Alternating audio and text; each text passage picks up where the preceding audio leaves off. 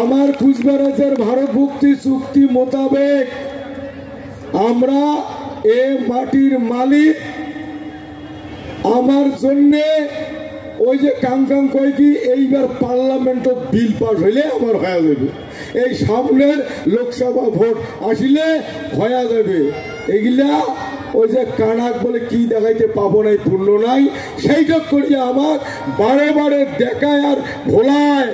কিন্তু আমরা এতদিনে বুঝি নাই, জানি নাই যে আমার জন্য পার্লামেন্টত বিল পাশের কোনো ব্যাপার নাই। আমার এটা চুক্তি সংবিধানত লেখা আছে, লিখিত সংবিধানত কার্যকারী করে গেলে বিলের চুচু দেখে লাভ নাই।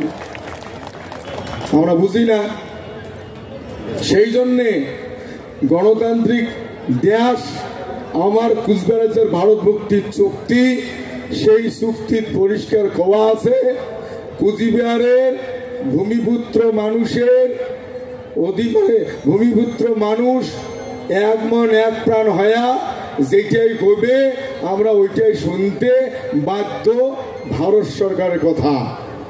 সেই ভিত্তিতে কুচবিহারবাসী এক মন এক প্রাণ মানে সবগুলার দরকার নাই। 51% গণতান্ত্রিক দেশত শতকরা 51 জন মানুষের সমর্থন বা ভোট যদি তার এটাই জয়। এতদিন পর্যন্ত আমরা বৃহত্তর কুচবিহারের মাটি তো আছে, এই কুচবিহারের মাটি আমরা শতকরা শুরু করছি শতকরা 4-5টা মানুষ নিয়া। আমরা এতদিন সমীক্ষা করতে করতে আজকে বিভিন্ন মহলের সমীক্ষায় দেখা গেছে আমরা ভূমিপুত্র মানসি, ওই আলমনাথার ডাক উড়েনি মানুষের হিসাব বা আজকে যেগুলা ভূমিপুত্র বকরি গাছ আছি সেই মানসিগুলার অঙ্কের হিসাবে 51% হয়ে গেছি। আমার ইয়ার জন্য আর পার্লামেন্টত বিল আনা খাবার নয়, চুক্তি খান চলতি ধরলে চুক্তি মোতাবেক আমার অধিকার, চুক্তি মোতাবেক আমার পাওনা। কথা আছে 51 জন শতকরা 51 জন মানুষ চাইলে আমরা পাবো, সেটা ভূমিপুত্রের হিসেবে আমরা 50-60 কাছাকাছি গেছি। এটা একটা আমার শুভ লক্ষণ।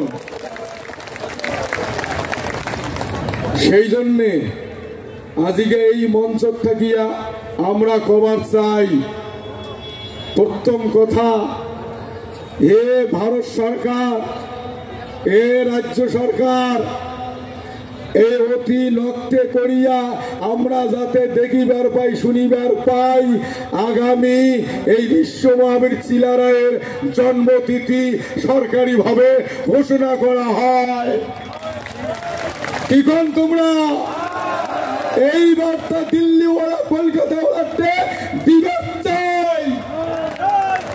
যদি না করে কি করবেন? গণতান্ত্রিক পদ্ধতিতে সংগ্রাম করি আদায় কর্ম। ঠিক আছে।